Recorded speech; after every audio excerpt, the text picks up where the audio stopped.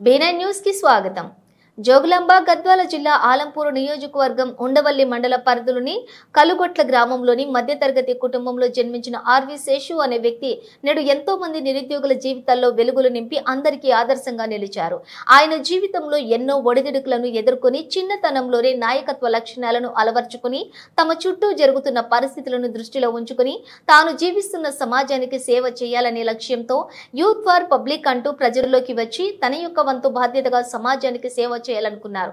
Corona సంక్షోభ సమయంలో సొంత కుటుంబ సభ్యులు చనిపోతేనే ముట్టుకోవడానికి భయపడే ఆ పరిస్థితుల్లో చనిపోయిన 153 మంది అంత్యక్రియలు నిర్వహించారు. ఎన్నో అనాథ శవాలకు కూడా సొంత ఖర్చులతోటి దహన సంస్కారాలు చేశారు. కరోనా సమయంలో వందల మందికి ఆహారం, నీరు, నిత్యావసర వస్తువులు అందజేశారు. ఆక్సిజన్ అందక ప్రాణాలు పోతుంటే ఆక్సిజన్ సిలిండర్ల కోసం రెగ్యులేటర్లు ఉచితంగా అందజేశారు. మధ్య తరగతి కుటుంబంలో పుట్టిన సాధారణ వ్యక్తిగా అంచెలంచెలుగా ఎదుగుతూ నేడు ప్రభుత్వ కార్యాలయాల్లో తనకంటూ ఒక ప్రత్యేక గుర్తింపుని సంపాదించుకున్నారు. తాను పుట్టిన నియోజకవర్గం అభివృద్ధి కోసం యువత ప్రభుత్వ ఉద్యోగాల వైపు అడుగులు వేయాలని, చదువును వారికి ఉచితంగా అందించాలని వడ్డేపల్లి మున్సిపాలిటీ పరిధిలోని శాంతినగర్ లో ఉచిత కోచింగ్ సెంటర్ ను కూడా ఏర్పాటు చేసి వందల మంది నిరుద్యోగ యువతకు ఉచితంగా కోచింగ్ అందజేశారు.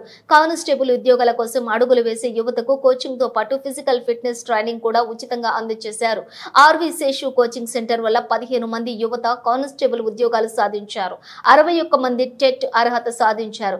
ఆలంపూర్లో నియోజకవర్గంలోని రైతుల సమస్యలు తెలుసుకుని రైతుల కోసం గళం విప్పి నాటి అధికార పార్టీ నాయకులను, ప్రతిపక్ష నాయకులను ప్రశ్నించే నియోజకవర్గం ప్రజల కోసం, నియోజకవర్గ అభివృద్ధి కోసం తానే ప్రత్యక్ష రాజకీయాల్లోకి రావాలని నామినేషన్ వేశారు. కొందరు కుట్రపూరితంగా నామినేషన్ రిజెక్ట్ చేయించినప్పటికీ కృంగిపోక రాజకీయాలు అనేవి ప్రజల సమస్యలు తీర్చడానికి ఎన్నుకున్నామని నమ్మి నిత్యం ప్రజల్లో ఉంటూ ప్రజా సమస్యల పరిష్కారానికి కృషి చేశారు.